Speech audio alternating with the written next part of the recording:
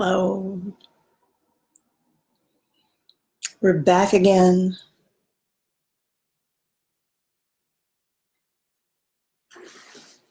So I have a lot of material to cover.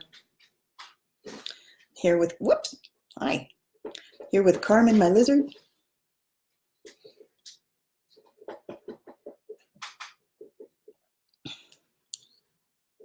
I'll wait for a couple of more people to get here. I have all kinds of information to discuss today. I think it's going to be a little spotty. I've been aware for a while that I can feel certain material building, and a whole bunch of it came through this morning. In a way, I feel as though this live stream is kind of overdue. I feel like I delivered it already. So much information came through this morning, and they said you have to talk about this. But then I was out, I was doing other things, and I didn't start it until just now. And in a weird way, I kind of feel like I did it already, only I haven't. So are you ready to go down? You can sit on my shoulder for a little while. So we're in such a transitional time right now. And once again, all of a sudden, I've gotten very hot. So that means there's energy running, and there's a transmission going through, and my nose is starting to run, I can tell. And so that means there's a transmission that's coming through, and you're receiving it right now if you're listening to this. And it functions outside of linear time. So if you listen to this tape at any time, you're going to get the transmission, whatever it is. I'm not aware that it really bypasses my conscious awareness. Anyway, so I've got a whole bunch of information that's kind of like backlogged that I need to deliver. I've still got a certain body of knowledge related to the Joan of Arc lifetime, but that's really not what I want to talk about. When I wanted to, it might come through anyway, simply because we have to get it out of the way. I'm very aware of this. If you heard my previous live stream, the one just before this one, I was talking about that backpack dream, how I know that before I can really take off and do what I'm supposed to do, which is spiritual teaching, there's residual information relative to the Joan lifetime that still has to be kind of dealt with in one way or another, kind of kicked to the curb, whatever. I have been told, so like mostly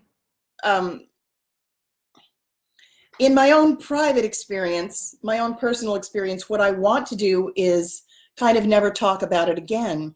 Hello, and you're trying to leave too. Hang on a minute. I'm putting you on the, hang on a second. I'll put you on a chair. You go over there. Love that lizard. I really just want to be able to deal with it and set it aside so I don't constantly have to talk about it. On the other hand, I know my guides did tell me, I've been aware of this for a while. They've said you're going to use that lifetime. There are certain things about that lifetime and the things that happened, the events that happened, that I'm going to use as illustrations, because they illustrate certain points, basically like, let's make sure this doesn't happen again. So I know I still have to talk about it. Also, I've been aware for a while that the subject of karma really wants to be talked about and dealt with. And I feel like, you know how I've said that, like, I can feel energy coming behind me. It's kind of building curds almost. And at some point, it's going to be ripe for discussion. And I feel like we're very close to that. It might be this live stream. the discussion of karma, the way that works, there's a huge body of knowledge that is just, it's all going to come out, but I know that right now it's still a little haphazard. So if you can bear with me, at some point in these live streams, it is going to come out. There, so some of it seems personal and more personal to me, and it relates to the Joan of Arc lifetime. However, I promise that it's going to relate to all of you. Like, there's going to be some way that you can utilize it. Otherwise, it wouldn't be coming through in a live stream. Like me just divulging my own personal crap. There's, it's not, it feels self-indulgent, but I know that there's a reason behind it. Otherwise, it wouldn't come through the way it's coming through. So something happened recently, and I've got like 4 of these pads. It's ridiculous. Part of me is tempted to start, I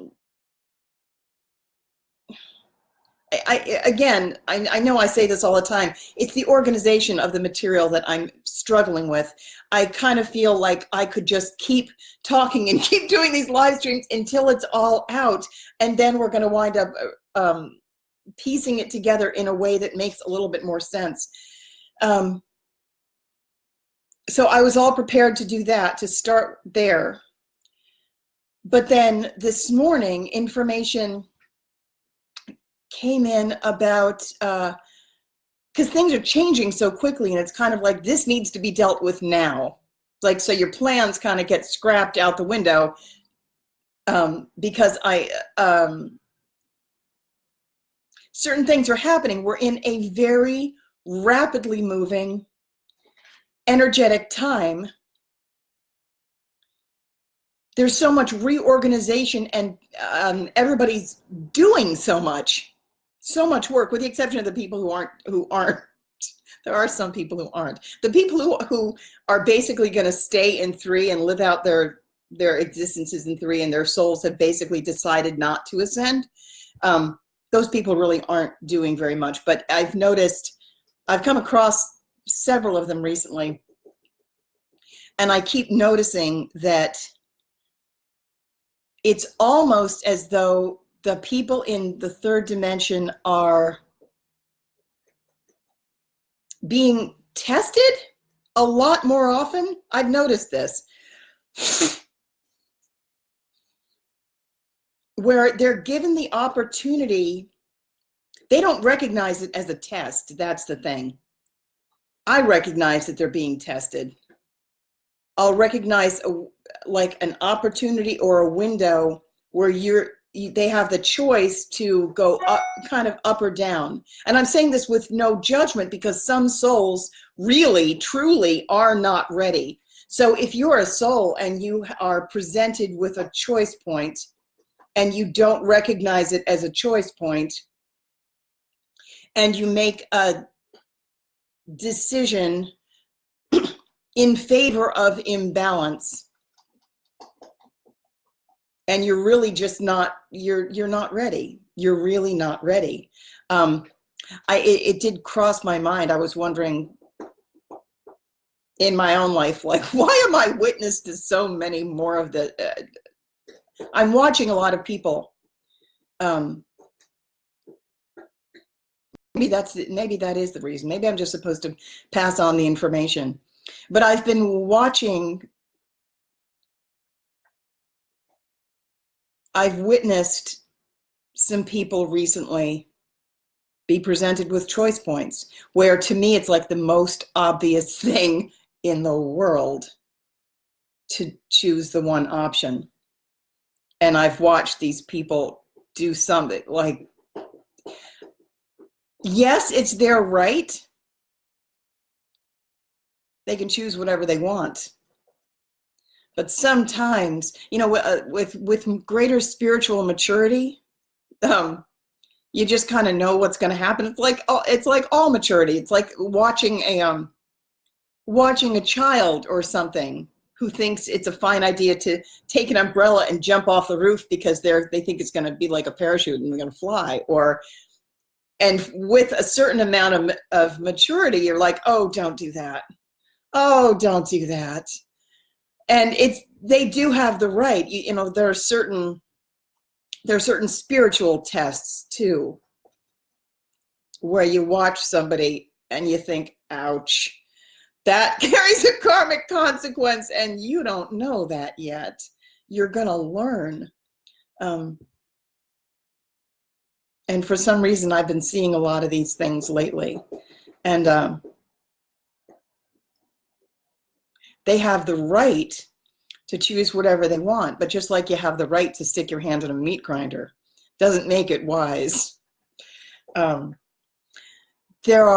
third dimension, as it has been, the third dimensional paradigm has been one where competition was stressed and imbalance was promoted.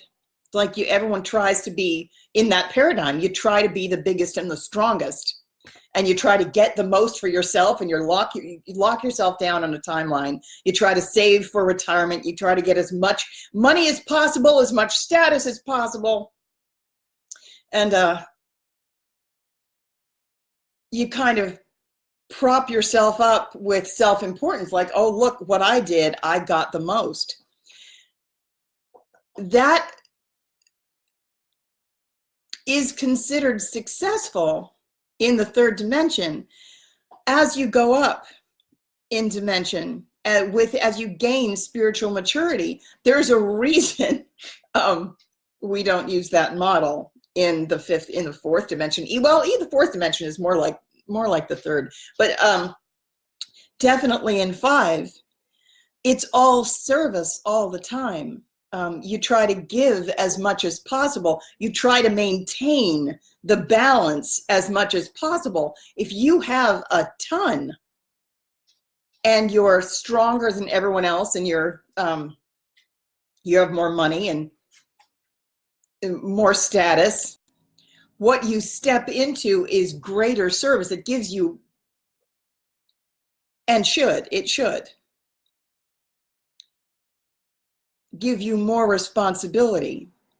Basically, you're always in the higher dimensions, you're always trying to even things out, to give whoever has less, you try to give them more. You step into greater service. In the third dimension, everything works backwards. And when you figure that out and you start to automatically serve, you give more of whatever it is you have more of. So if you have more knowledge than the person who has less knowledge, you teach them, you tell them. You don't inflict your knowledge on them, but you are willing to share openly as freely as possible. You give freely of yourself. If you're healthier, you help someone who is ailing. If you have more time, you donate your time. If you have more money, you donate the money. Until you balance it as much as possible. And there's a reason for this. There is a wheel, and it does come around. You have to recognize that you are, when you're in the third dimension, there's kind of a lack of awareness. I mean, it's possible to be in the third dimension. It's hard, one of those things it's hard to talk about, because I'm talking about the third dimensional paradigm the way it has been. We're still going to have form. You have to recognize in the third dimension, the paradigm the way it has been one where it's kind of every man for himself, and you've got to provide for yourself in retirement. There's very little, you're trusting in the external substance of say money or, you know, a retirement fund to provide for you, as opposed to trusting that you can walk in faith and manifest things as you need them, instead of trusting in, it's almost like you trust in the vacancy. The vacancy is what provides, because nature abhors a vacuum. So it's kind of like, I was going to make a diagram and I didn't do it. It's kind of like if every person is a puzzle piece, the place where you fit in with someone else who matches that exactly is the vacancy, you know, the place where somebody else is going to come in. And there's a certain amount of trust that you need to develop. And that comes with spiritual maturity. Part of walking on water, when we talk about walking on water, it's the walk of trust. And it's the walk of faith is really what it is. You trust in your own ability to call something in as you need it. And that's a very different thing from trying to hoard something, to stockpile it, to stop the flow, to keep as much as you can for yourself. And it's one of the things in the third dimension, the old paradigm, where stockpiling is what you do. You know, you save for your retirement and you don't want to give too much away because then you'll have less, because it's based in, it's wholly based in the idea of lack. There's a foundational principle that says there's only so much, so I have to get as much as I can for myself, because the entire thing is all based in competition. When you go through the 11 gateway, in order to ascend, the thing that you need to do is be able to meet this qualification. And it's not an external qualification. There's nothing external that's going to say you may or may not ascend. Nonetheless, it's a state of development where it's if you think about the 11, it means that you've balanced your masculine and your feminine aspect. The masculine aspect is the energy that gives. The feminine aspect is the energy that receives. So if you have those balanced, you are your own 11 gateway. You've balanced your masculine, your giving and receiving, your masculine, your feminine. And at that point, when you're capable of maintaining that balance, in order to have a space to receive, or in order to receive, there's got to be space for it. So you give in order to create a vacancy. And when light comes in, light is data. Light and love are basically the same thing.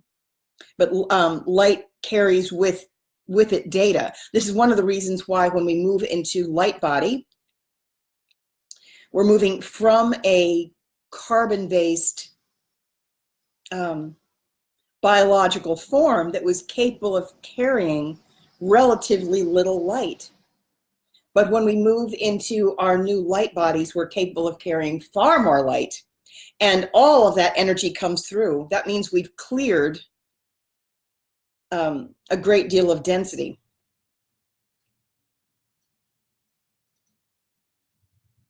I feel like I left stuff out. Basically, it pays to be as generous as possible.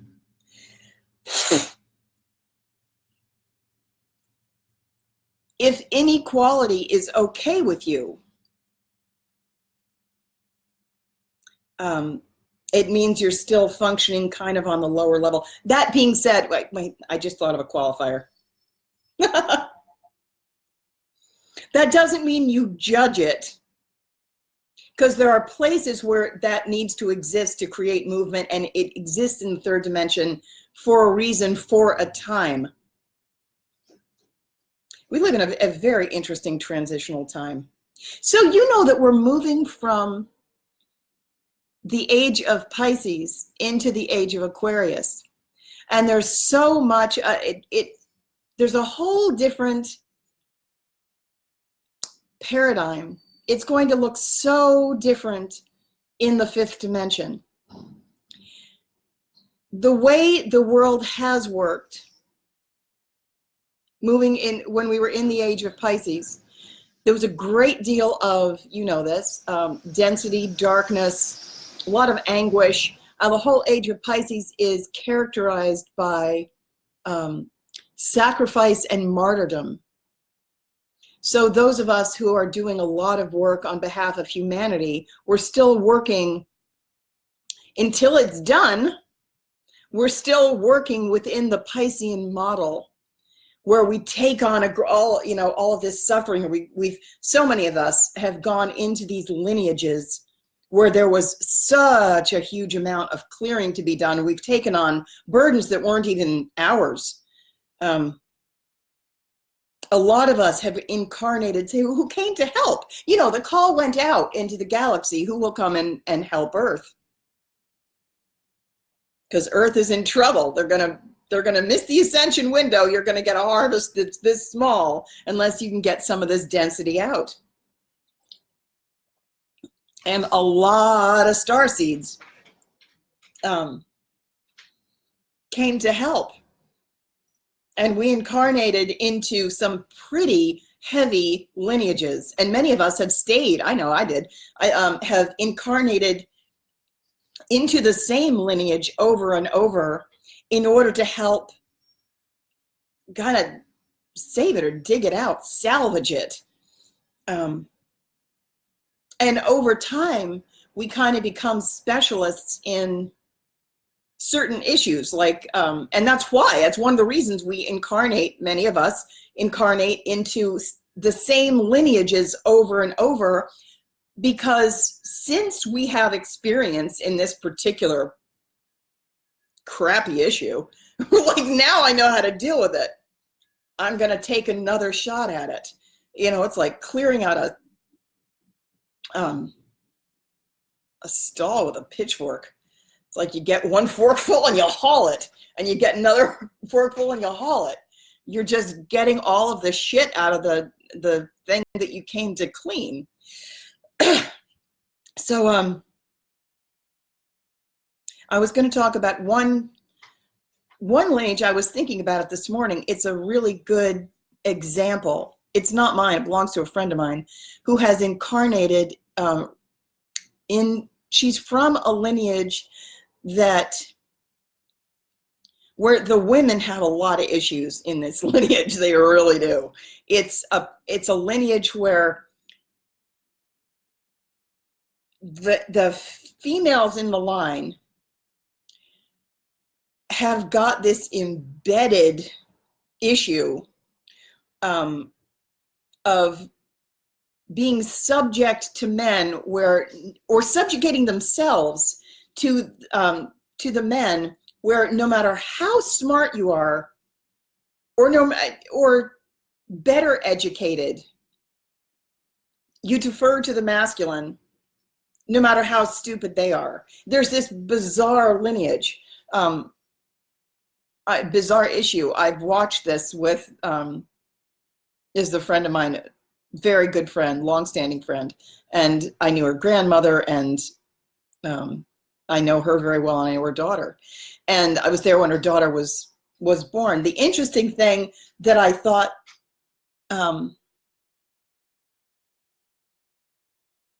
you can trace this issue back. So when her daughter was born, there are a couple of things I want to say about this lineage, because if you're listening to this, there's you'll be able to see examples of this in your own life, I think. Because my point is, there are different ways of clearing darkness off the planet. Like, I'm in this lineage where I've said it before, I'm carrying this large number of DNA strands, and the way I'm working is that I'm going into kind of difficulty after difficulty after difficulty, and I pick up a lot of this darkness, I run it through my body, I do a lot of work on behalf of the collective, and also light codes come through me that initiates, or it seeds the correction as well. That's why, like, I'll go into like the hospital system or the educational system, or any number of issues. It winds up looking like a pie chart where I go around kind of like the entire clock. And at some point, I hope it's going to be done soon, because I've had a very, very difficult life. I really have. But there are different ways of working. And sometimes we run things through our body, and it will manifest as a physical form. And my friend did this. I've got two friends who work this way. I've done it a little bit, but I've got two friends. The one that I was talking about before, the women in her family have this thing. And one thing that happened with her is that she developed a uterine growth, and she had it removed. So when you develop a growth, it all carries meaning, right? So she developed this growth, and it was removed. And then she had a child. When she had her child, I was there for the birth of her baby too. And she had planned to have a vaginal birth. And she was pushing, fantastic pusher. And she was pushing and pushing and pushing. She pushed for hours. And finally, they said, you can't keep doing this. It's going to have to be a C-section. And the reason that happened was because in the vaginal canal is where the codes are transmitted to the baby that come from your ancestry. You get different codes at different places, but in the vaginal canal is where your ancestral codes come in. And they're delivered to the baby on the, oh, hello, you're on the floor, on the way out.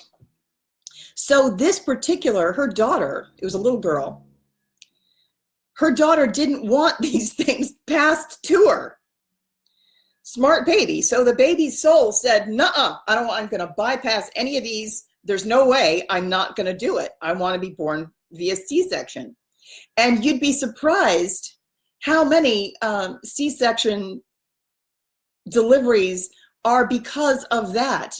I read an article a while ago that said it was because doctors are doing more C-sections than ever because they want to go home, and it has something to do with insurance. And I can tell you that that's not the whole reason. From the higher self perspective, there are a lot of starseed kids don't want any of that ancestral baggage. They want to come in free of it, carrying their own agenda. They don't want any of that karmic baggage. So they're choosing C-section deliveries, which is what her little girl did. So fast forward several years, she gets another uterine mass, the mother.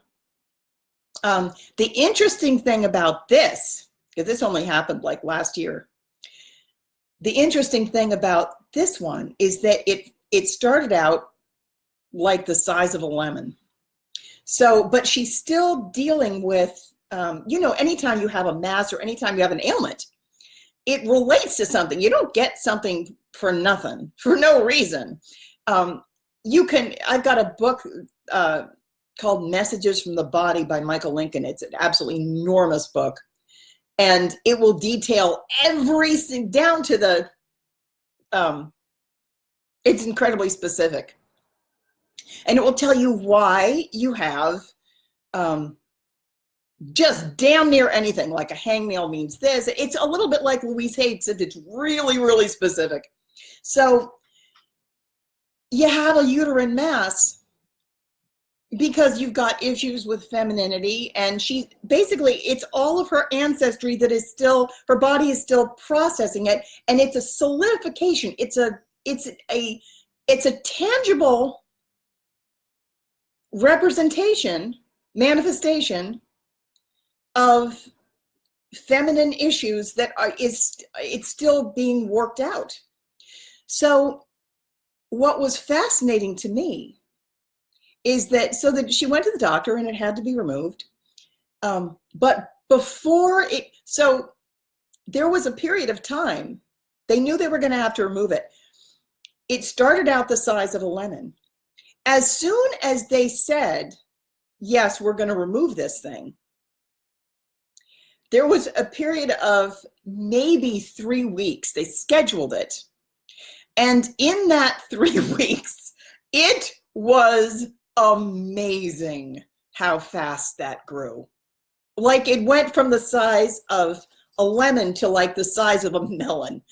It was astonishing. So what's happening? Because I asked about it.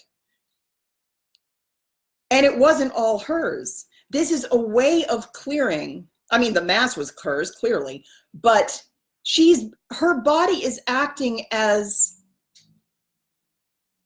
is basically being used as a way of gathering as much like frequency, like attracts like. And it's almost like it was a train or something, because we're all clearing you can clear for the collective in a number of different ways. And this is the way her body's doing it, or her soul is doing it. It was kind of like, it was a train at the station. It was like, okay, this train's on its way out, all aboard. And all of the like frequencies are like, okay, corrupted female issues, everybody, let's just all gather in this thing. And this thing went boom, boom, boom, boom. It blew up like a bag of microwave popcorn. All of a sudden it was enormous. And it just gathered all of the negative energy. She kept going to work. So it's picking up stuff from like her coworkers and all of the corrupted female crap. Solidify here, because we're going to gather, and then we're going to, this person has agreed to be used as a vessel to hoist this thing out. And it's not going to be in her or her surroundings anymore. It was an act of service. Most of us wouldn't necessarily choose this consciously, but some of us do, if you know what's going on. And also, if you have enough love in your heart where you're really, there are a lot of us actually who are in service this way, exactly. Because we all know that there's a window of ascension. How much of this crap can we clear out in a short period of time? Because we don't have forever. And we're not coming back to do this again. It's kind of like now or never. So there are some of us who are going to take a big hit, take one for the team. I've got another friend who has done this probably, she's not consciously aware of it, I don't think. But I can say that my other friend Sarah, not Sarah Adams, different Sarah, has tremendous gifts as a healer, but never learned. Her soul, because I went to a couple of soul readings with her, and her soul she's a gifted light worker, but came down and didn't do anything with it, just kind of sat with it. But since she's got a soul contract to be a healer, particularly a physical healer, there are many ways to be a healer, but she's a gifted physical healer, but didn't get her training and didn't really do anything like that. But since she's got this soul contract to come to earth and be a healer, the way her soul, you're going to fulfill your soul contract one way or another. So there are certain soul contracts you can get out of, but there are certain soul contracts, particularly at the ascension window, where you can't get out of. This is what you came to do. And what is she's a very interesting, she's done it in a very interesting way. when you have, well, I'll just tell you what happened with her. Since she hasn't, so your energy is going to go either out or in. If you take your healing, if you are a physical healer, and what you should be doing is serving outward, because that's going to keep you healthy and you're still going to be delivering your service to others. In her case, the energy went inside instead because she's not doing it, she's not giving it, so it's all turned inward. So the way she's working is that she's taken the illnesses from damn near everybody, and she's attracted it, and it's gone into her physical body, and she will process it by running it through her body. If you keep so I do with that too, but since my energy is running, those things don't turn into physical ailments. Since hers is stagnant and kind of sits there, it solidifies instead. And what you wind up getting is a manifestation of virtually every single illness known to humankind. I mean, everything from diabetes to nosebleeds to recurring cancer, just absolutely everything. You could just go blah, blah, blah, blah, blah, blah, blah, blah, blah, blah, blah. Tons and tons and tons and tons and tons of physical ailments, and she experiences them, has all the symptoms, and had cancer and has the surgeries, and she heals it through her physical body. It doesn't have to happen that way. If you were to turn all of that and point it out, she could be simply healing these things in people as a practice, and her health would be much better. She'd feel a lot better too. But it's basically the soul's choice which way you want to play it. However, she does pull these ailments from people in her environment, and even just walking around. She's somebody who could walk through a store and just pick up ailments, and all of a sudden she's got a growth that wasn't there 3 days ago, and it's because she walked by somebody and they were about to manifest it, but her energy field is it picks things up and solidifies it so readily. What she needs help in doing is flowing things back out so that you still get the healing, but it doesn't necessarily manifest within her, because that really sucks. It leads to a lot of grief. At any rate, there are a lot of different ways to do it. I'll just leave that with you. Let's see. So, frog story. I have a lot to say about karma. Hang one second.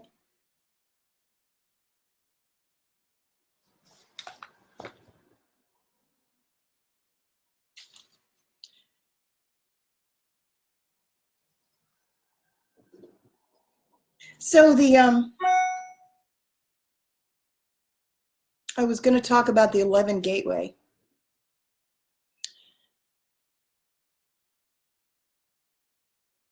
I wish I had organized this before I came on. Okay, one second.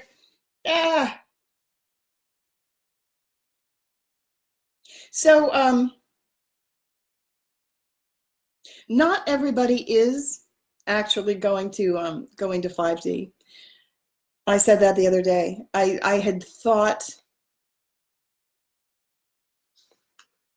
hoped that everybody was, but not everybody is. There are some people who really genuinely are not ready. Motivation for giving matters. I was looking at the issues of imbalance. Recently, I was watching somebody. It's so interesting when you can see energy. And I do my best to watch it. And for the most part, I'm non-judgmental. Not always. And then I'm going to tell you about the living death too, because that's really one of the things I wanted to come on and I know needs to be discussed. I feel like I'm supposed to discuss it. It's not that I want to discuss it. It's that I know I'm supposed to, so I will. Motivation matters. Recently, I was watching somebody who makes all the right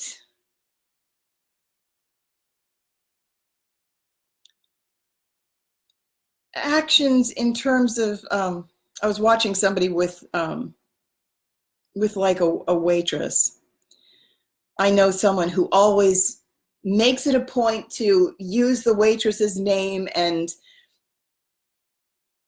I was trying to figure out when I was watching this person what it was that it was not sitting right with me, but like they're doing everything right. They're doing everything right, but it just wasn't, something was feeling phony. I guess it was feeling phony. And I realized that it all boils down to the amount of genuine, emphasis on genuine love. If you're being kind to somebody because you know you're supposed to, and you don't want to get in trouble, or you know you're supposed to be nice to the servers at a party so that other people will think that you're a nice person. There's a shift in the energy, and you can't fake. You can fake it, but you can't fake frequency. The frequency doesn't lie. And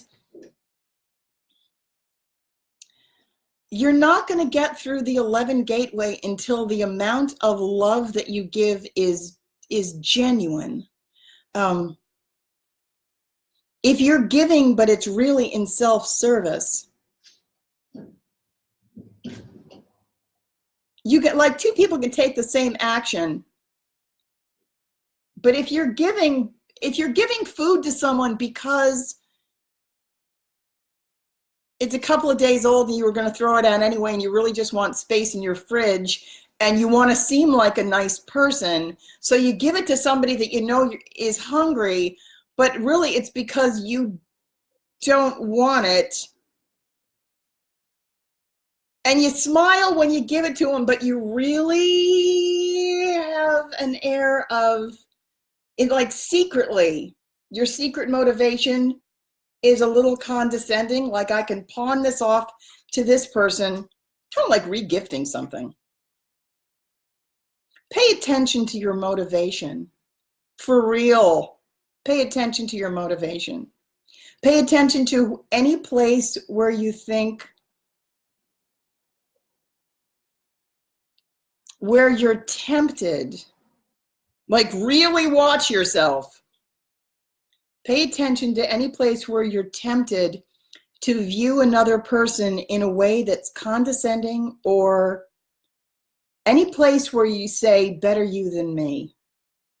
You really got to watch it. But if you like, pay attention to those, because everyone has that a little bit.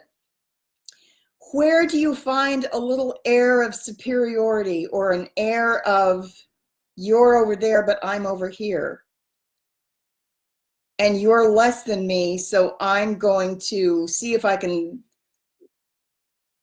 do something to make myself feel more superior. Be especially careful about that, and I'll tell you why. Number one, it's all going to come back to you.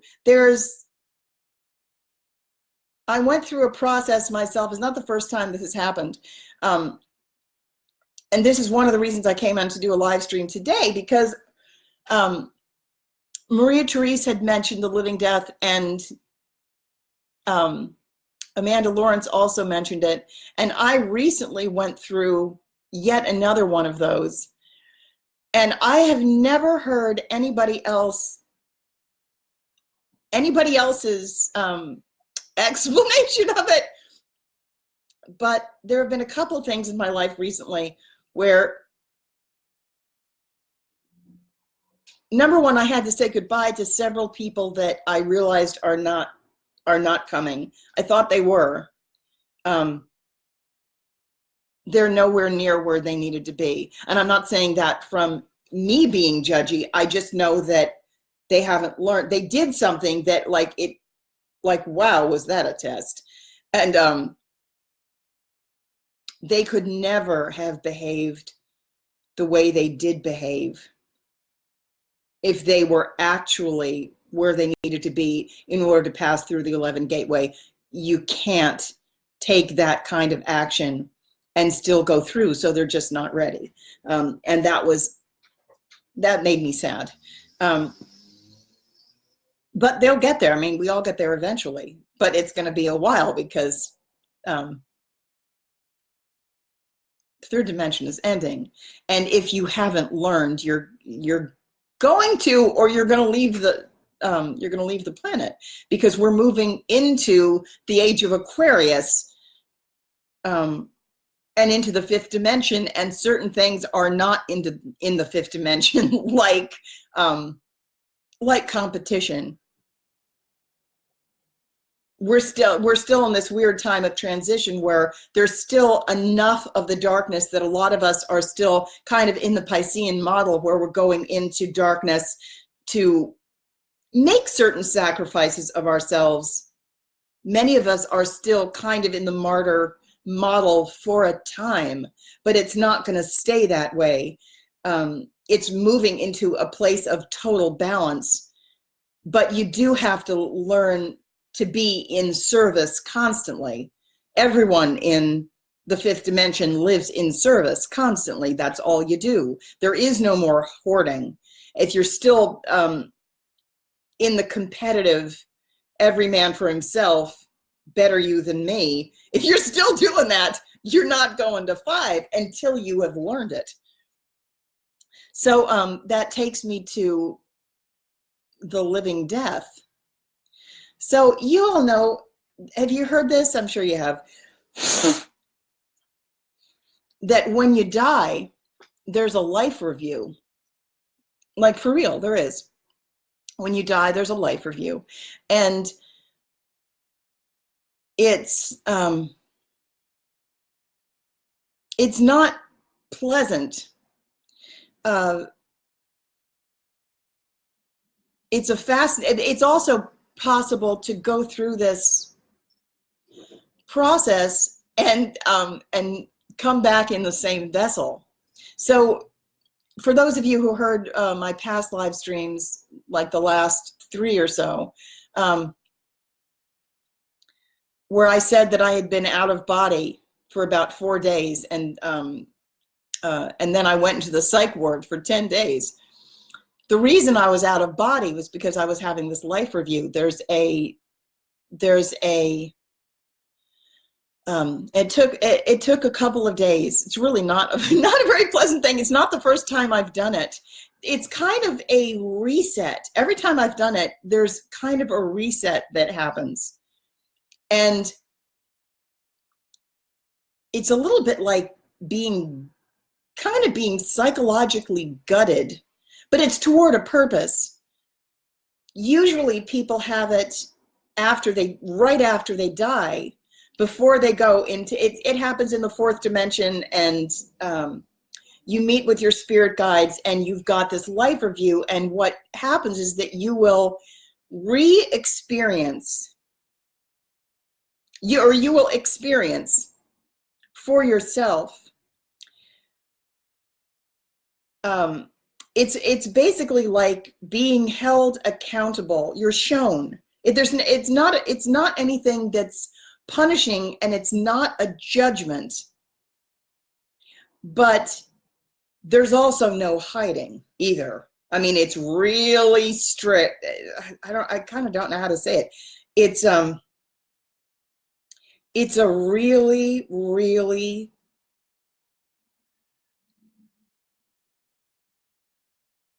clear and no nonsense accounting of every place that every single thing that you did that where you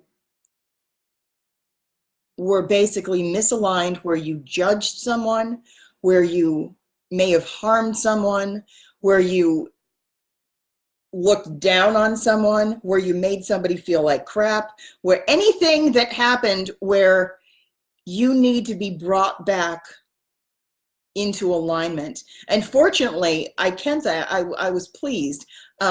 My experience this time wasn't that bad. It also happens in front of witnesses. Like, you've got your primary spirit guide or spirit guide. Sometimes there can be a couple. And they've watched you, and you experience several things. You experience everything that you made another feel. So if you made somebody, if you looked down on someone and you had a moment where you were condescending and you made a snarky remark, or you embarrassed someone and you may have made yourself feel better in that moment, but you made someone else feel small. You experience every bit of what you made them experience. Plus, and this is why it's even worse, you're held accountable, like it's identified that you did this. And it's not, here's the thing, it's not a judgment. It's not like there's punishment, but it is an accounting. It's like, this is what you did. Nobody's making it up. These are all things that you actually did. And there's no missing it. So here's the interesting thing. So generally speaking, I'm pretty good at holding myself accountable, because I genuinely do look at my own actions. I live a very examined life. I try to really see wherever I have done that to another person, and I hold myself accountable. So the things that come up in the life review aren't the places that I already knew about. If you already are holding yourself accountable, that's not really what comes up in the life review. What comes up in the life review is every place where you tried to kid yourself that what you did was okay. Like where you believed that you were smarter than someone or superior in some way, so you thought it was okay to do X, Y, Z. You are called out on your bullshit, and you feel every ounce of what you made that person feel. Also, there's an additional level of discomfort because this happens in front of witnesses. Now, all of the witnesses have had their life review too. It's not like, it's kind of like a panel of peers. And the purpose of this is not to make you feel terrible, but just to it's a correction. So how bad you feel depends on what you did. So this time I didn't, it lasted, I want to say 4 days, but there was like a margin on either side where it wasn't really strictly the life review. It was probably 2 days in the middle where you really get told. And then there's a certain amount, depending on who you are, there's a certain amount of embarrassment, chastisement, because you realize that you did this, and you have to own up to the fact that you know, this time it really wasn't that bad though. I must say, I feel like I went through it because I'm supposed to tell people that there's this life review, and it's a reset. It's like between when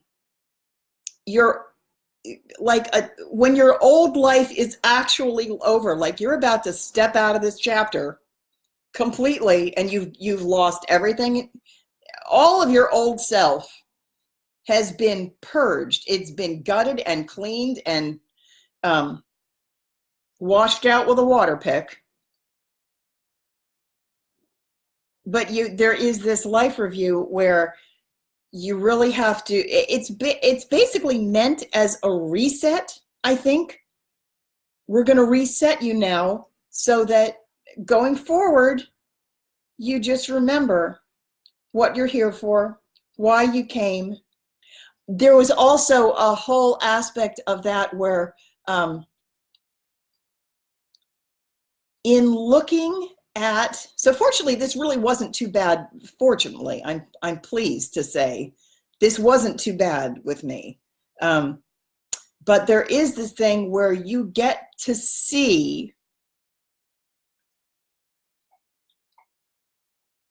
where you misjudged somebody and what they're actually doing. Because I will tell you, on this planet right now, man, a Shevitz, there are spiritual masters in some of the darkest places who look like they're nothing. They look like they're very well camouflaged. And man, none of us have any business looking down on anybody, because there are some of the strongest spiritual warriors who have gone into some of the least desirable places. And if you ever are tempted to look down on someone as being not as smart as you, not as rich, fatter, infirm in some way. I remember one time having a conversation with my father. He's dead now, but I remember this conversation. There was a man who was severely autistic, really bad. And I was talking to his sister. This was one time when I was in California. I was talking to this man's sister, and she said, he lives in a home, and this particular man was he was in his 40s. He was so autistic that he couldn't do anything at all. Wore a diaper all the time. He drooled constantly. He spent all his time curled up in a bed. Had to have round-the-clock care. And he's going to be that way his entire life. He hadn't been outside.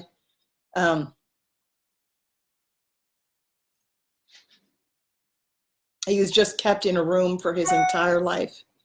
And I remember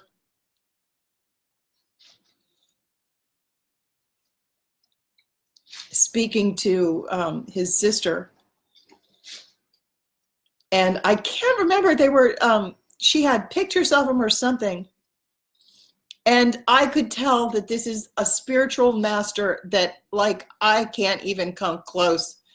This is a gift of such incredible service to the planet, because you come in to these dark places and you have to, in order to get some of the darkness off the planet, it's like you move into an experience and you pull in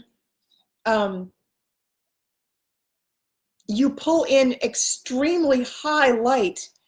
And the conflict, the fact that this is happening all in one person, you know, that the higher, I'm explaining this badly, but You know, the higher dimensions, the very high dimensions, it's very difficult to get energy of that high a vibration down into density, especially in quantity. Incredibly uncomfortable to embody it. And this man had picked up, I could tell by looking at his photograph, he had picked up this enormous quantity of very, very, very high light, and he was living a physical existence of such torture. And I know that what he needs to make his existence endurable, he needs nature. They need to get him out of that room. You need to feed him completely different things other than what they're feeding him. But I was just looking at his circumstance, and I could recognize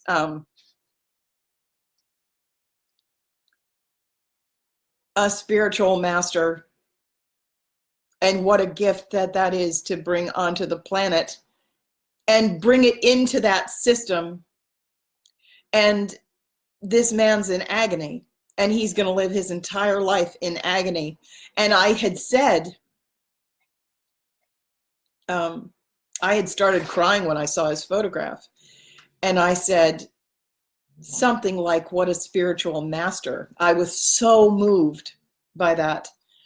She told me a couple of, I can't remember exactly what it was, but she told me a couple of other things about him. And I remember thinking, just kind of being in awe of that achievement. And my father had said, well, I don't think there's something, anything so great about that. He's crapping in his pants his whole life, and he's not doing anything for anybody, whatever. I can't remember the way he said it, but I remember thinking, I recognize it. I recognize that as the service that it is. He's bringing he's purging a lot of grief. It's kind of like lifting a really incredible weight. I know it reminds me a little bit of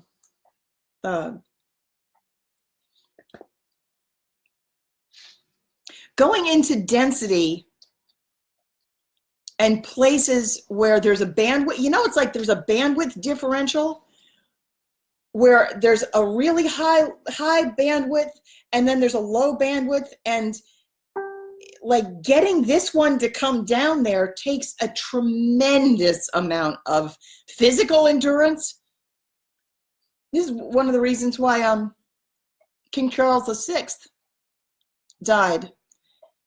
When he took the throne, he was young and healthy, and there were certain certain protections in place. We thought he was going to last longer than he did because of the energetic precautions that we had taken. And this was the time of Joan of Arc, who never met Charles VI. She met Charles VII. But it was kind of a similar type of situation where the king came down, and first he was normal, and he started to adjust the financial system, and the French people loved him. They called him Charles the Beloved. And then he, quote unquote, went mad, except it's not mad. He went out, he shot out a body, and he couldn't get back into his body. I know this.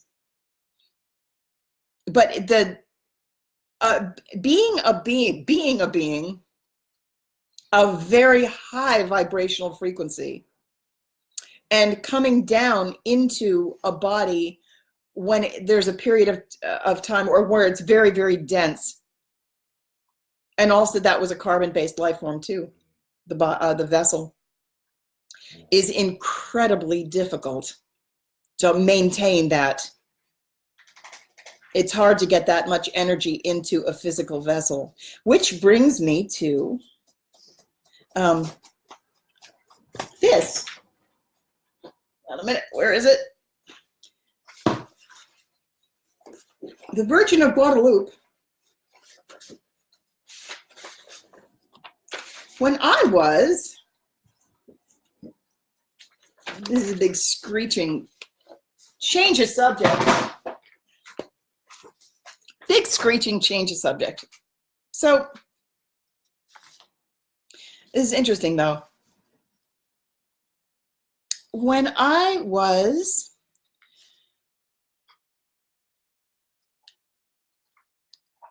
first met Josh and Carmen in, who I've mentioned before, in 2013.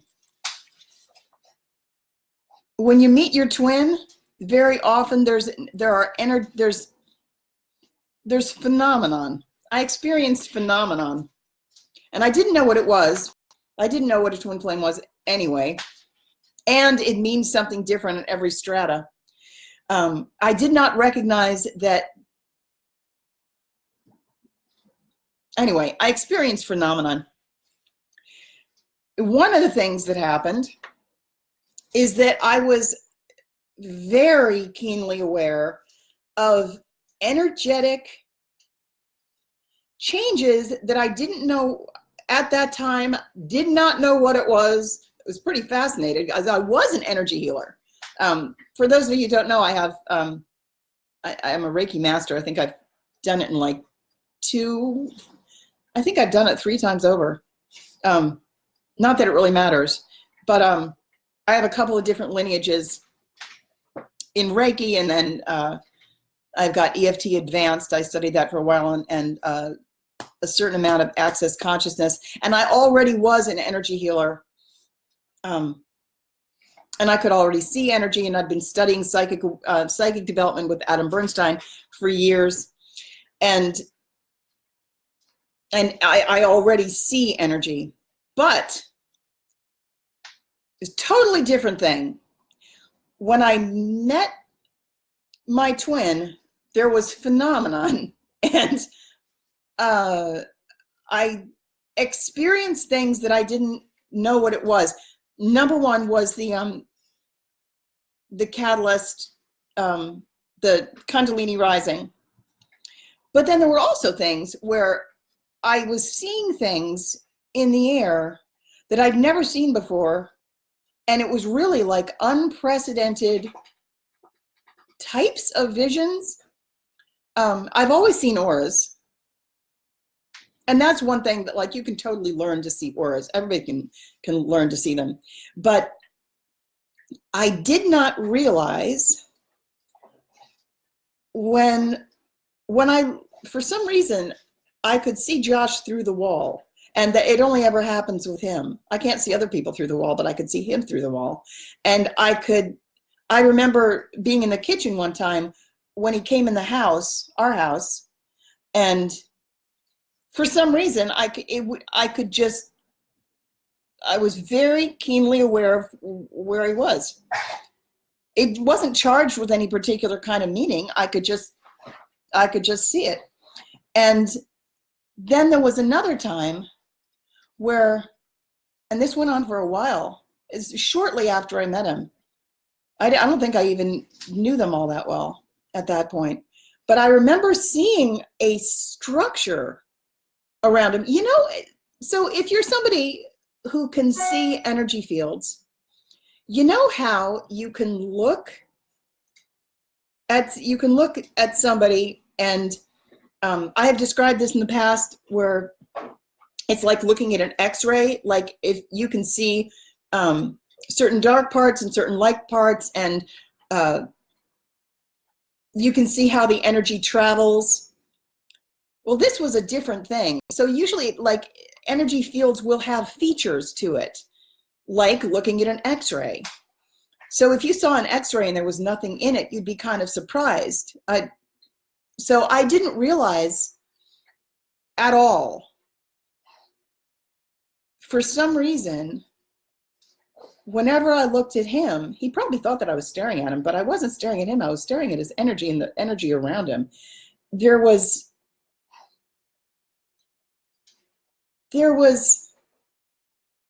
this thing around him that at the time I I think I mentioned it to someone and I said, it's like he's so surrounded by calamari. there was like a white muscle, but like muscle, really serious light muscle. And it looked like this, except this is a really bad example because as white as this is, it was like bright, bright, bright, bright white light. And it came off in these lines, except around the interior was solid, bright white. And it looked like nothing could possibly get in. It was really, really strong. I remember thinking it looked like one solid ring of muscle, which is why I said it looked like it reminds me of somehow of calamari. But I remember seeing this thing about him and being really mesmerized, like I couldn't take my eyes off it. I remember looking at it and looking at it, and then what I couldn't figure out, because like the ring itself was fascinating. And I remember looking at him, he was standing in his living room, and I remember like I couldn't take my eyes off it. I was just fascinated by this thing. But then even more fascinating when it finally occurred to me was that there was nothing in the interior. There was just nothing. And so I had gone home after that, but I was still thinking about it. I couldn't stop thinking about it. And my guide said, because then I was in my bedroom and I kept thinking about that thing. And I was like, why isn't there anything in it? How come? Because when it finally occurred to me that it was empty, I remember thinking to myself, well, how come it's empty? Nobody has it. That would be like looking into somebody's body and there's nothing in there. This was before, notable. This was before my Joan memories had come back. It's very important.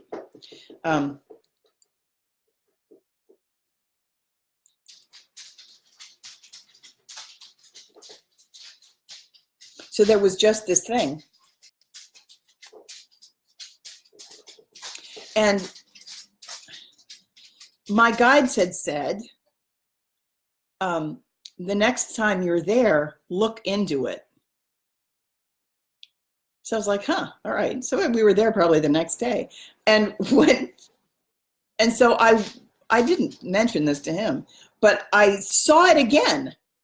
And I like went a little closer and I like looked in, and it would be like looking. So first it was just empty space. I can't stand this. My head's just bothering me. Anyway, I looked into it, and it wasn't that it was empty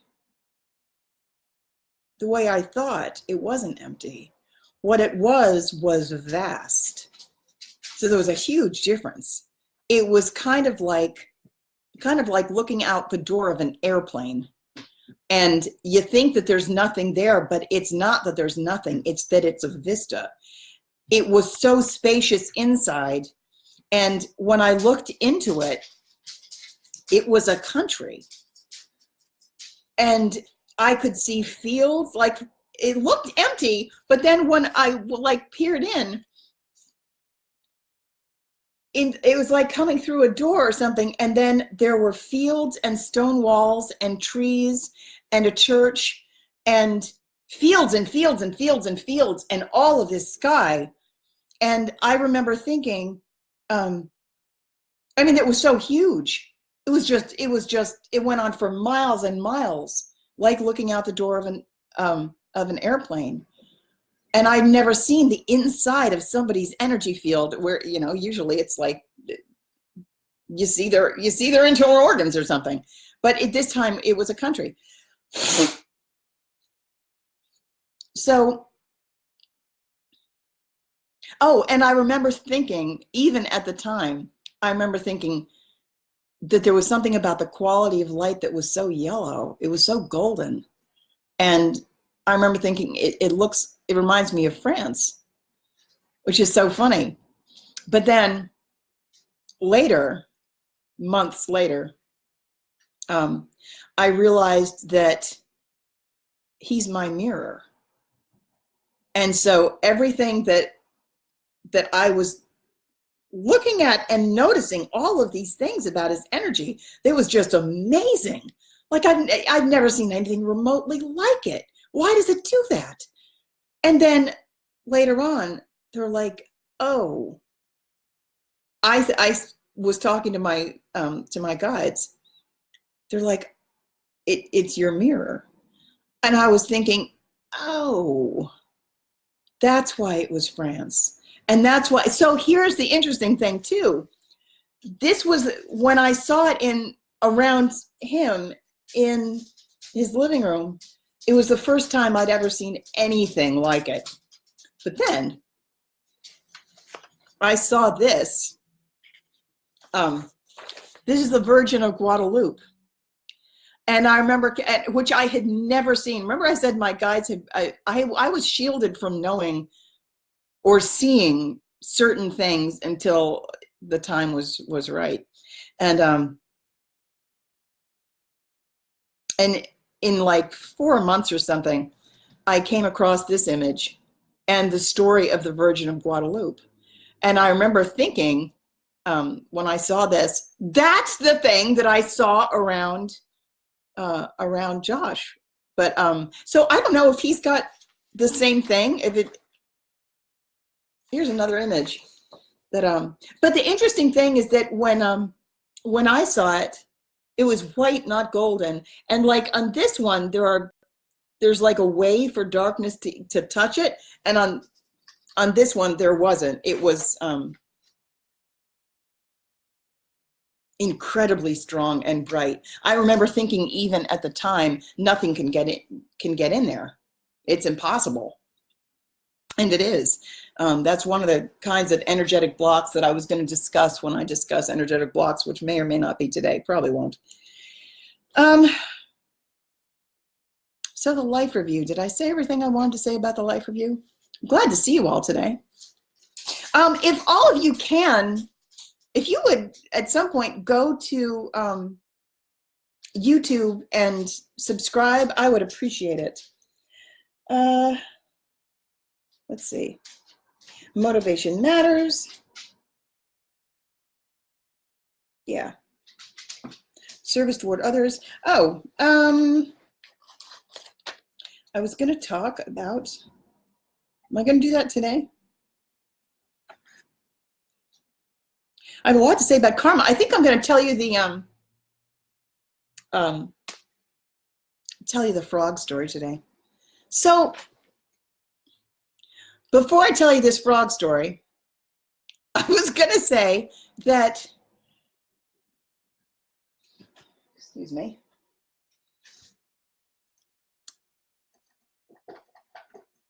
So one of the reasons that excuse me, please tell me you didn't poop on the floor, did you?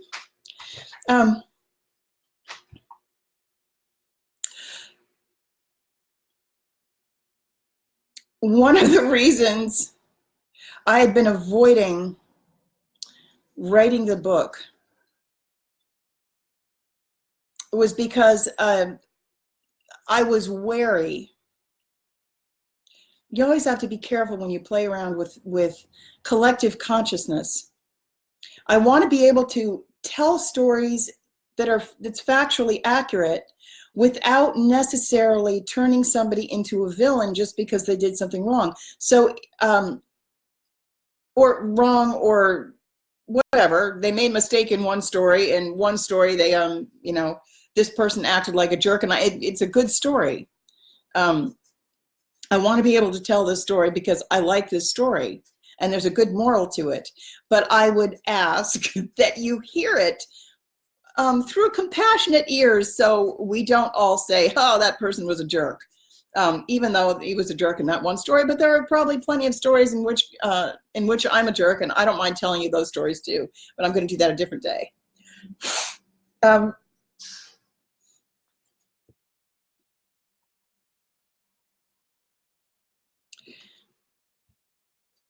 There was a time when I was married. My ex-husband and I were living in High Falls, and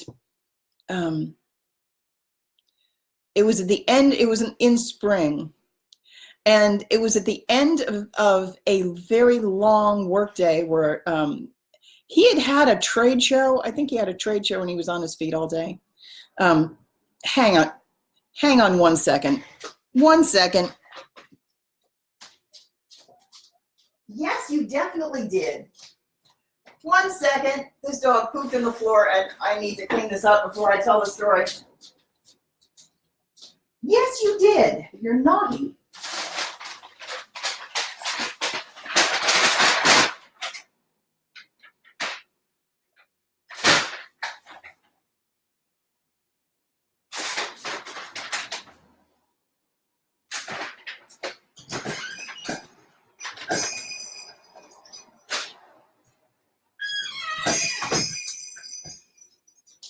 Otherwise, it's going to be too stinky. Sorry. That was naughty. I knew I could smell it.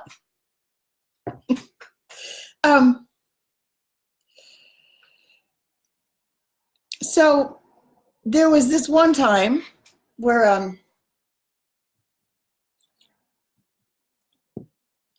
I can't remember. I think this is one day where I had gone with him. This was some years ago. And for some reason, I think I was there too. At any rate, the interesting thing about this story, it's very unusual, is that we were driving my car. I was driving my car. And he was all dressed, you know, in like something you would wear to a show. And basically uncomfortable shoes, I think. And the house we were returning, so it was early evening, I think. And it was one of those things where I was driving and it was raining. It was lightly raining, and it was in the spring, and it was cold. And both of us were very eager to get home. So we got to Bruceville Road, which is a long country road, and it's wooded. And it was in spring, in winter, in spring, it was raining, and it was cold. So there was a migration of frogs. And for any of you who live in the country, you know how when it gets to be evening and it's raining, there's tons of frogs that come across the road. And there were it was like a frog breeding ground. There was like swamps on one side of the road. So there were suddenly hundreds of these frogs. And both of us were very eager to get home, but the road was teeming with frogs. And sometimes you can move around them, but for the most part, you can't. So I was driving, and we lived about 1.5 miles up the road. And we get to this part where there are now too many frogs in the middle of the road, and I stopped the car and I got out and I started moving them all. And he really didn't want me to do that. He was really incredibly annoyed. He wanted me to simply drive over them and just keep driving. Can we just go home? I'm tired. I want to take a shower. And I was tired and I wanted to take a shower too, but I wasn't going to drive over all of these frogs. So I kept stopping and moving them, catching them and moving them, catching them and moving them. And then I'd get back in the car and we'd drive a little bit further. And he was getting more and more upset and didn't help me, wanted to stay in the car, and he was just getting more and more pissed, and it was kind of building up a head of steam. And Finally, he can't stand it, and he would rather walk in the rain than wait in the car. He got all pissed. So he gets out of the car. He just starts walking home because it's taking too long. And I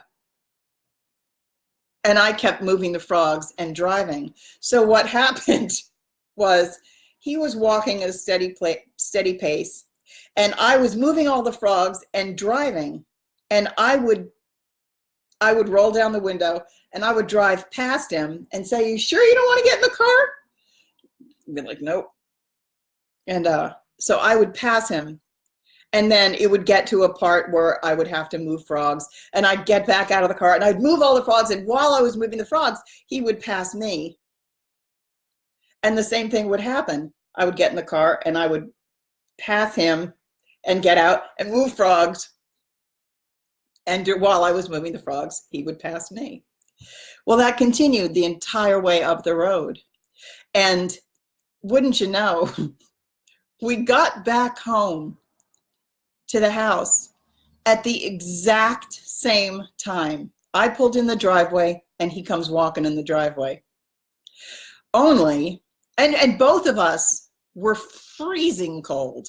Both of us were soaking wet. I was in a fantastic mood, having saved hundreds of lives. He was in a piss-hot rage, goes inside, slams the door. He got the shower first. The point is, what was the point? The point is, there are ways to experience anything. There's going to be, it's understandable. It's like you don't have to turn him into a villain. But the choices really do accumulate. That's just the kind of thing that gets brought up in a life review. I'm looking at myself right now thinking, is this story going to be brought up the next time I have a life review? I was trying not to. I've been avoiding all of these things that needed to go in the book because I don't, especially the Joan material, because I don't want to make somebody out to be a villain. However, there are certain things that they did do, and I'm trying to balance away, keeping myself silent. So one of the things that Steve Rother had said to me when he counseled me about this exact thing, I had said, I don't know what to do with the Joan material, and I don't want to pick that identity up, because what we really need to do is get everybody to take their power back. And my fear in taking the Joan identity, coming forward that way, was that, is everybody going to, am I going to get like fans? Are people going to like do what they did at that time, which was like giving your power, like you're going to take it, you're going to do it, you're going to be the savior figure. And he had said, Steve Rother said to me, in telling the stories, one of the things that you're going to have to do, one of the lessons for you will be to tell it in such a way that it guides people's perception away from vilifying that person. Like you can tell the story in a way that somehow guides and instructs, but guide them away from any black or white perception. Like it really is important to be a wise steward of others, including frogs. That's one of the things that we need to absolutely 100% cultivate in going into the fifth dimension, it's important to be a wise steward not only of other human beings, but a wise steward of all beings. You really don't have the right to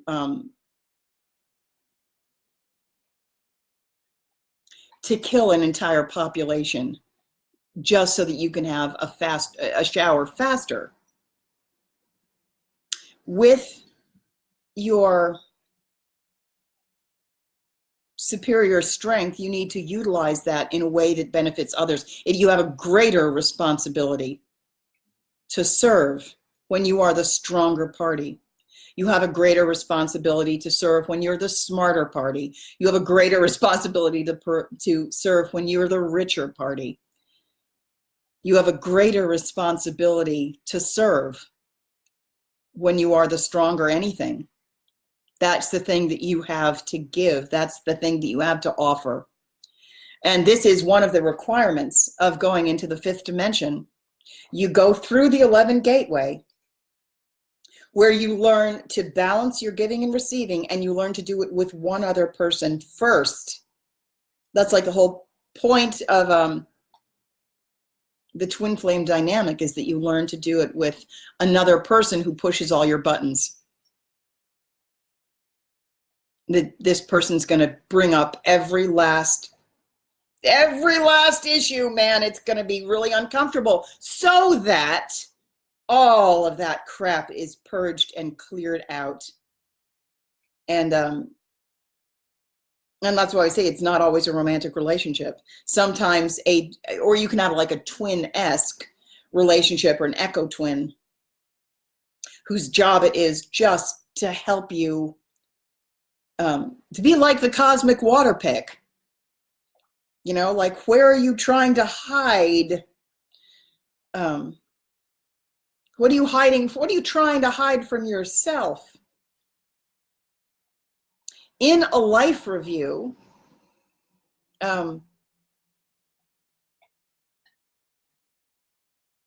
which I think more and more people are going to be having these things, you are brought face to face. It can be really harsh depending on what you've done. It can be harsh no matter what. It's every place that you need to be held accountable for any place where you were smug, or where you tried to get the better of someone, or where you felt superior for whatever reason, where you judged somebody. All of that stuff. And man, I am here to tell you, during that process, you feel every bit of it. Every bit of whatever you made that person feel. If you embarrassed somebody,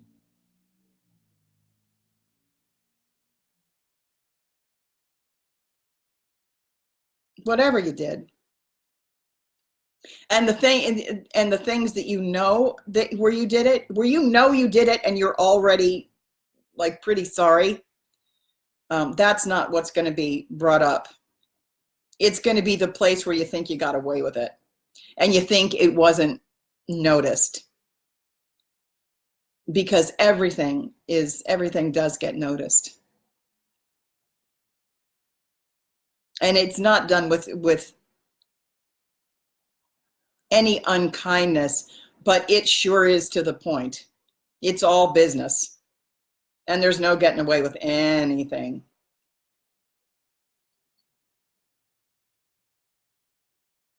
You really have to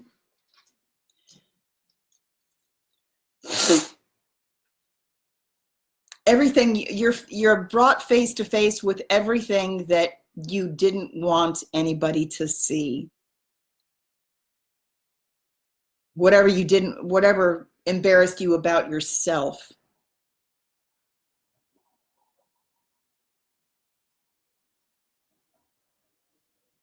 So I have an idea that more and more people are going to be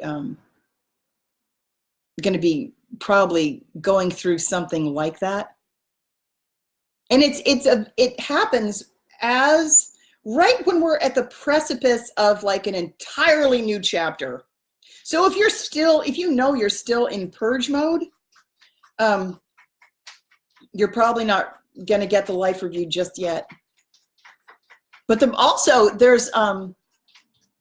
it's also very important not to judge. You can't also. There are so many people who are going through types of service work, as I said before, types of purging, and a lot of people are clearing for the collective. Like I know I clear for the collective constantly.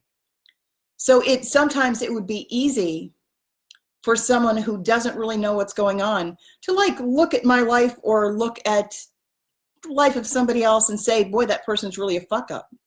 Why can't they get themselves together?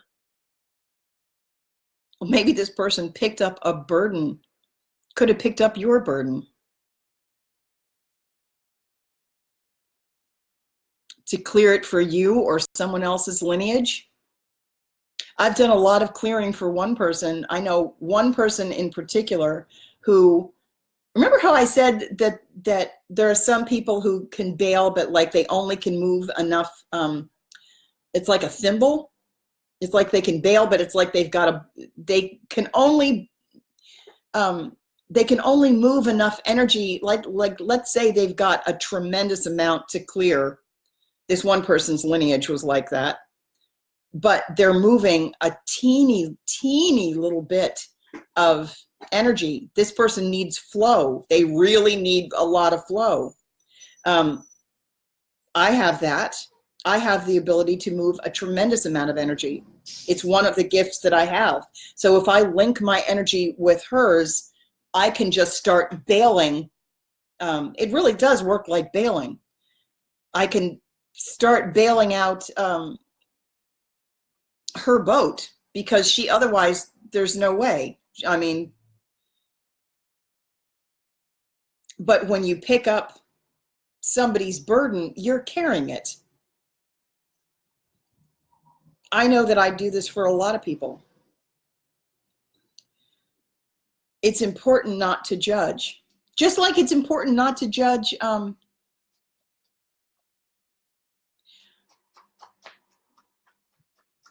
anybody for being screwed up because you don't necessarily know what they're doing. There are different vantage points, like somebody who is down here is often very controlling and very judgmental, but they also have a very limited vantage point because you can't see anything that's above you. You can see everything beneath you in the strata that's below your eyes. Basically, what you've gone through, you can identify in others. So if I'm functioning on this level, and I often am, I can look at all of these levels, like looking down a stairway, and I can kind of see where people are. Very often I get judged very harshly from people who are at this level. And recently, somebody was like, right around there. There's a lot of judgment. Actually, if you are very judgy, it kind of tells you what level you're in. And there are some people who go up and down a lot. Like I do that. I was acting as a water wheel for a long. It works like a water wheel, like if you're in a bucket. Like I might go down here and I might pick up something and clear it because I can clear very quickly. And then I go back up and I feel better. I kind of regain my bearings and I go back down and I pick up some more. There are a lot of very strong light workers who are working like that. So even when you see somebody and you say, well, this person is having an experience and it's kind of a low level experience, and it would be easy to say,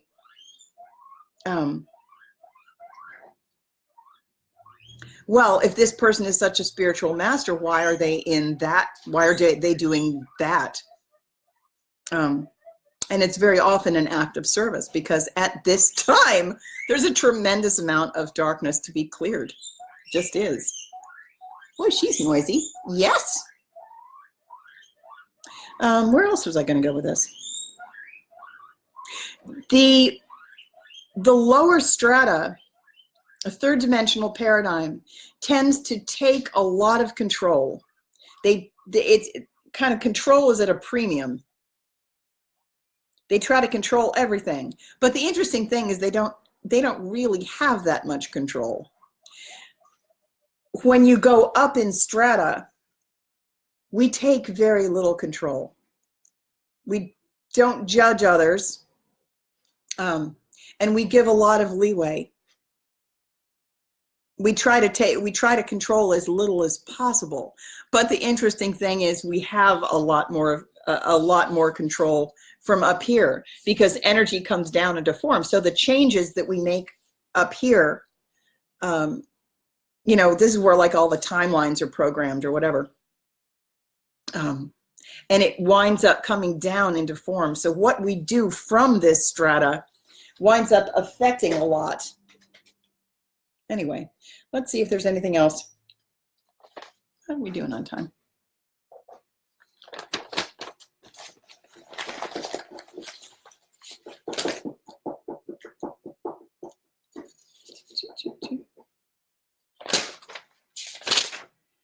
Oh, one moment, please.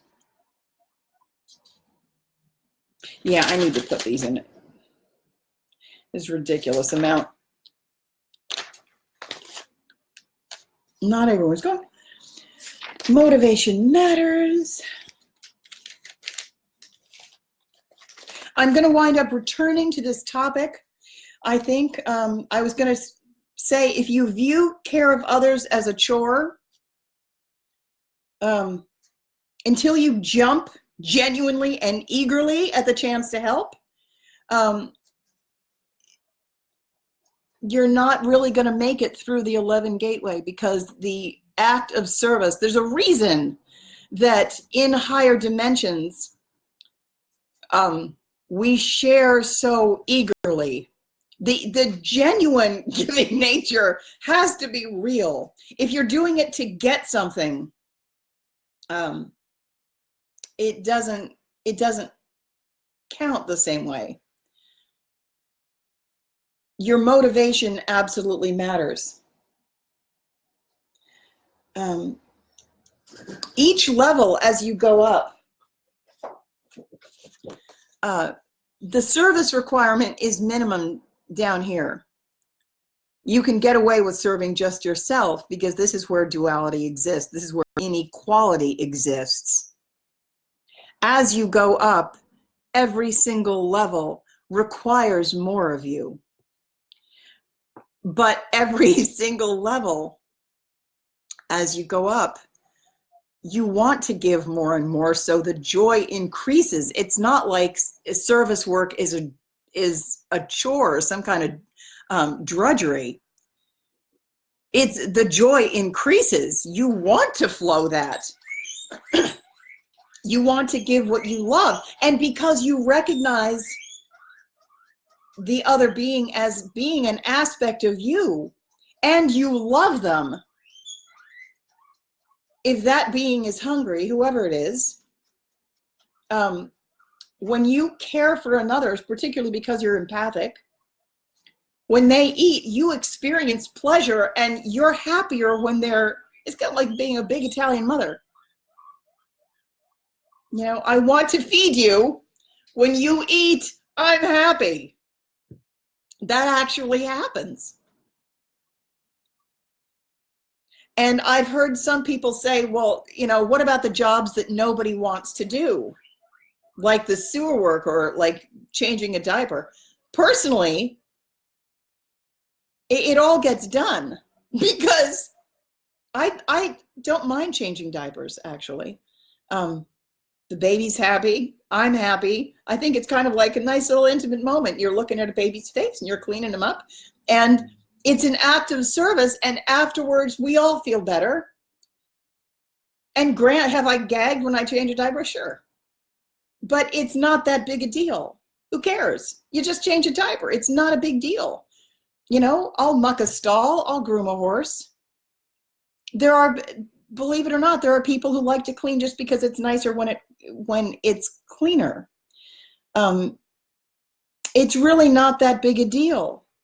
It's all it's all in mindset. But when you all care for one another, the love, the care is primary, and you feel love in the doing of it. And then when it's done, everyone appreciates the fact that it's done. The love just gets amplified over and over and over. That really is a, I was going to say it's a possibility, but it's not just a possibility. That's actually the way it works, for real. So I was going to talk, I wanted another diagram.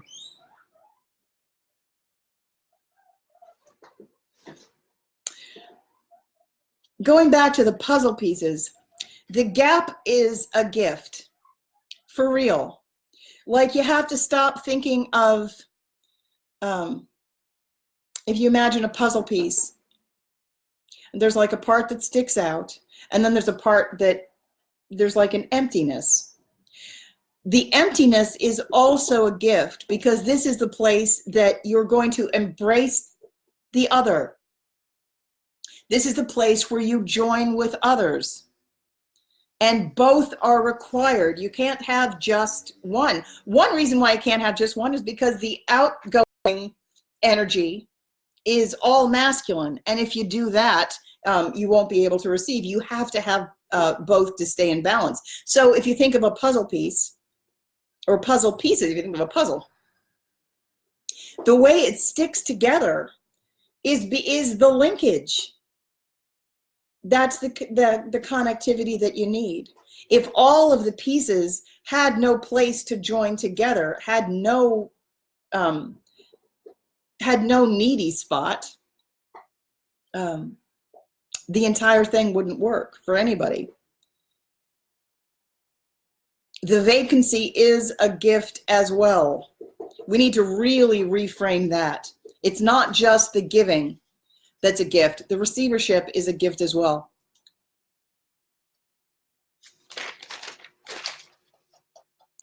Council of Balance.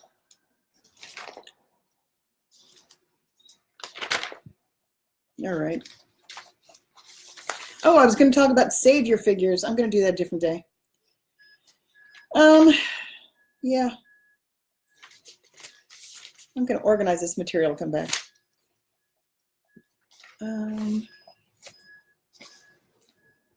Okie doke. I feel like I forgot something important. Oh, and then the next time I think I'm going to come back and talk about karma. Now, I've been wanting to talk a lot about karma. I don't know when I'm going to do that. That's an important one. I wanted to talk about karma specifically related to, I was going to use examples from the Joan of Arc lifetime to talk about karma illustrated with stories from this lifetime, because there really is, and that was something the guides told me specifically to do. Use that example from the Joan of Arc lifetime to talk about things that happened in this lifetime to illustrate the way that it relates. Because it's one thing that happened to me, I'm sure I'll repeat the story, but one thing that happened to me in probably 2014, after my memories came back, I was still struggling with a lot of them. And I was able to witness, they took me way, way out of body. It was like we were in space. And I was able to look at the entirety of it, not just all of my lifetimes, because all lifetimes are concurrent. Do you know this? Time is an illusion. It's also a spiral. But when I was able to see all of my lifetimes and all of the lifetimes of the people in the soul group that I was still working with, the Joan of Arc soul group. And I could see not only my karma and the way things, I'm going to wind up getting a diagram to illustrate this, because it works just like, if you can imagine any one given life, you know how you could look back through all of the days of your life this time, and you could clearly see, well, this event right back here, if it wasn't for this, that caused this thing right here. And I was able to look at all of my lifetimes like that too, and say, I see that this thing back here caused this thing to happen up here. And I had to have this to counterbalance that, and I'm still working on rebalancing this. And if you weren't aware of how they were connected, you wouldn't make the same choices. When you are aware, you're like, oh, I see what I have to do now. I see that I don't have the luxury of doing this thing that I wanted to do. What I should do in order to get out of this cycle is do this other thing. It became very obvious. And it was also it was shown to me, like, for example, my lifetime as John Stanley. I was John Stanley, who was a composer. He was a blind child prodigy who was a composer and an organist, best organ player in the world at that time. And I had to go down, because of the Joan of Arc lifetime, I had to go down in a way of, like, for rebalancing purposes and also to recover. In fact, the memory of the past life of mine that came back before the Joan lifetime did was the John Stanley lifetime. I remembered that, and they were trying to prepare me for remembering the harder one, remembering the Joan lifetime. When I was John Stanley, that was a lifetime that I had to come down. I was trying to rebalance. I was recovering from the Joan lifetime by going down as a child prodigy for England. Because, you know, in the Joan lifetime, the English and the French were at war. So I was a child prodigy for France, and relied on an expanded sense of hearing. Well, when I was John Stanley, I did the same thing for England. I was a child prodigy, blind, specifically because I had to regain my trust in my ears. I had so much self-hatred because of the Joan lifetime, distrust of my own senses. So by going down as a child prodigy for England, where that time I received a lot of acclaim and a lot of praises instead of ridicule and torture, England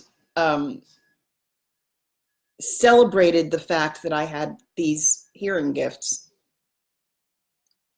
but I was a child prodigy for them.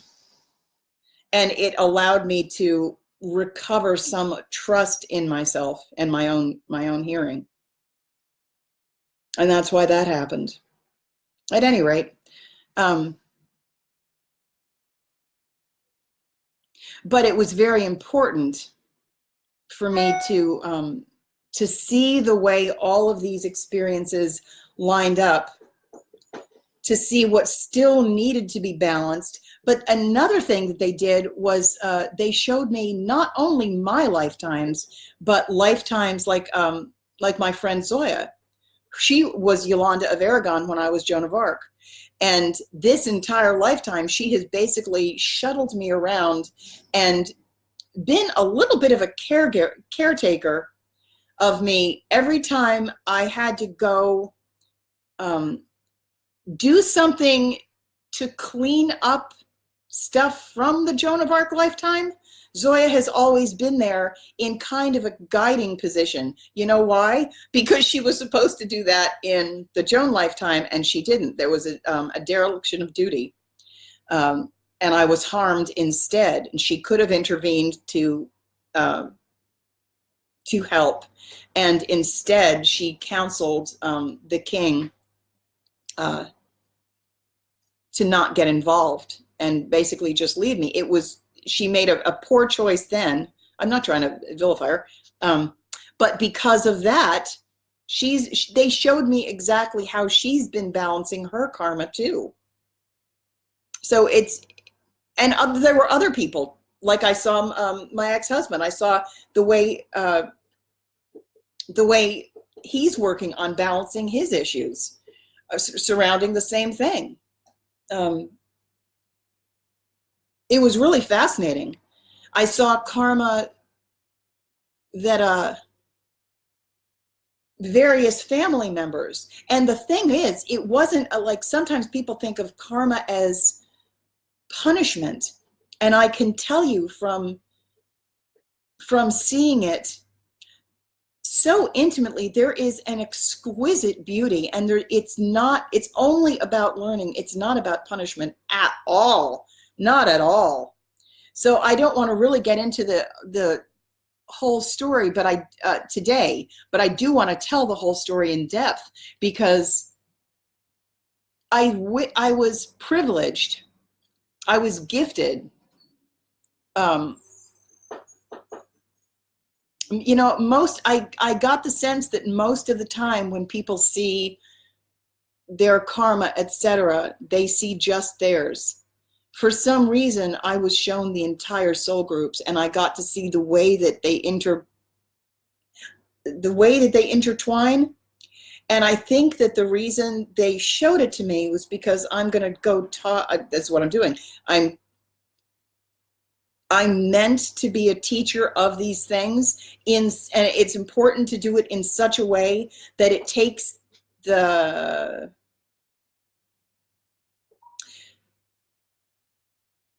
gives the power back to the people. That was one thing that I'm really not too keen on having it. I like the idea of being a spiritual teacher, but I don't want to be an icon of any kind. It's incredibly uncomfortable, and I was going to talk about that too.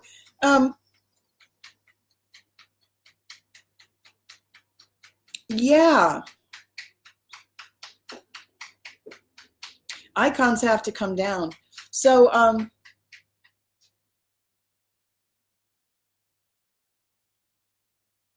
there's I'm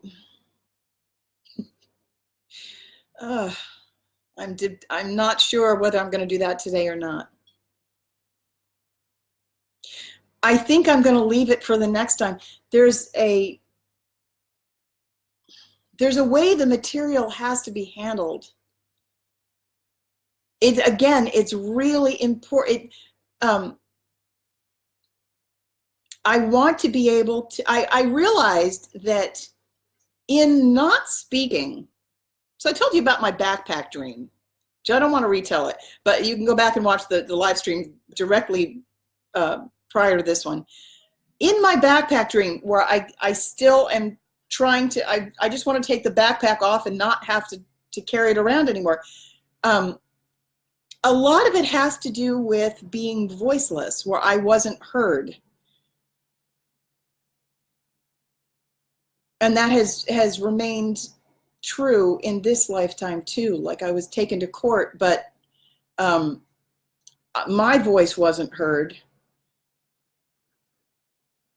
And we settled. And if I don't speak, then energetically, it's doing something where it's that has a residual effect. If I don't speak, it's silencing someone who needs to be heard. So my guides had said, well, you have to write the book. And then my own reticence was that if I write the book, I want to, and they said, you're going to write this book and it's got this guaranteed audience. The audience is huge. And I thought, well, that makes me nervous, because if I'm playing around with mass consciousness, I don't want to tell a story that paints somebody as a villain or makes people look at somebody in a way that's negative. Because if you do that, that has an energetic, there's an energetic function. It's going to do something. And I don't want that to be in the field. So Steve Rother had said, that's your job. Your job is to manage to incorporate the Joan of Arc identity, because I can't keep denying it, because then it's not integration. My job is to integrate the identity, pick up the identity and own it because it's actually mine, while at the same time, it's kind of dicey, at the same time, putting it down and making sure, putting the icon part down and giving everybody back their power, any power that anybody ever gave me, which they did. I don't want anyone's power. But what Steve Rother had said was that part of your challenge, mine, this time, is to talk about it and manage to strike that balance. So I guess I am going to tell all of these stories that I've spent the last 6 years avoiding talking about it. And yet, I can say, because I know what the stories are, I can say that when I learned about it, I learned something. I thought it was just amazingly beautiful, to be honest. Like there was this whole story about my ex-husband falling from a tree. Not that I don't think that the falling from the tree part is beautiful, but the way, the karma, the way that was managed, I know what it's karma from. And when I saw the way that was balanced, there was no punishment at all. It's merely cause and effect. So there's something that you actually have to learn from this, where that's why I said you've got to be really careful when you look at somebody, if there's any smugness or sense of a superiority or any place where you are even secretly, because there's no such thing as secret, it's going to come back to you. Any place where you are ever tempted to look at another person and say, better you than me. There's no such thing. There is no difference. That is you. And when you go up in strata, you feel it. You feel it, you know it. You really experience the love for that person. And here's the thing about sacrifice that isn't, the reason so many of us go into service for other people is because we actually feel love for them so strongly that no matter, I don't care who you are. Sometimes we feel love for another being, and we will take something on ourselves without so much as a second thought. Will you change a diaper? Of course. Will you, I'll change an old man's diaper. Will you vacuum someone's house? Will you, whatever, go pick up somebody's groceries? Will you serve for another person? Of course.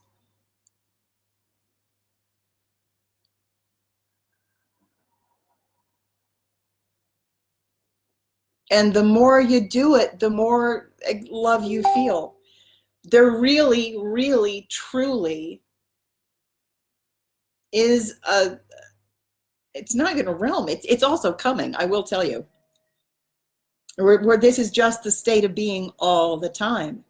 The fifth dimension is not another place. It's the vibration of this earth as soon as the darkness is out of the way. So people are either going to, also darkness disappears, it fries up. When the higher energy comes in, the dark and the density really does vanish. Not immediately, there's a process, and the process itself is painful. It's like you, I've often thought that this is the meaning of hell. You know, where when very high vibrational energy meets density, the density kind of burns up like tissue paper. And I've thought that, and lower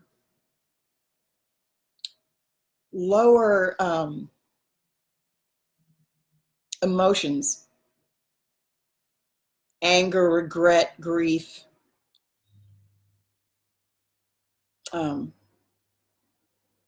when love comes in, the lower energy vanishes. But it is interesting to me. There's, I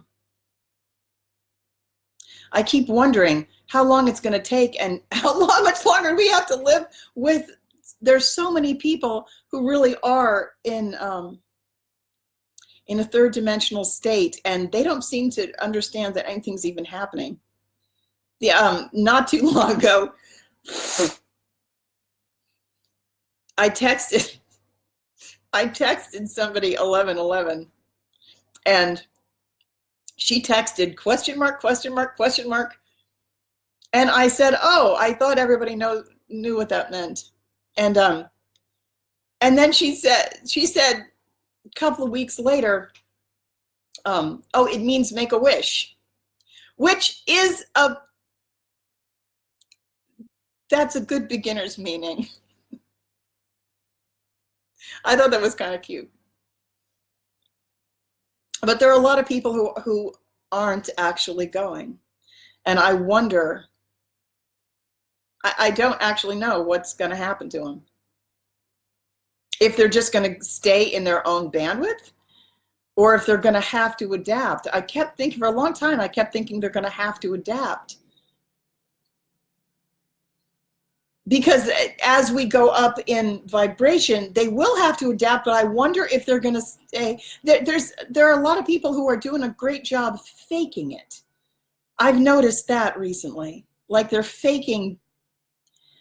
adopting the behaviors without any of the truth. Have you noticed this? I've noticed it. Like this person is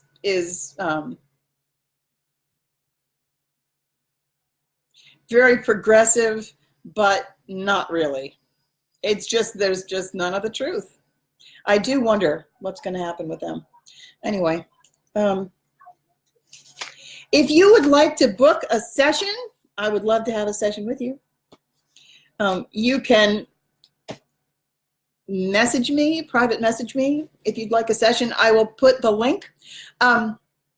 If you would go to the Ascension Arc on YouTube, I'm trying to build my following there. I'd appreciate that too. I feel like I want like a 5-minute break, and I'm gonna wind up maybe, who knows, maybe I'll come back. I think the last time I said I was gonna come back, I didn't do it. I waited 2 days.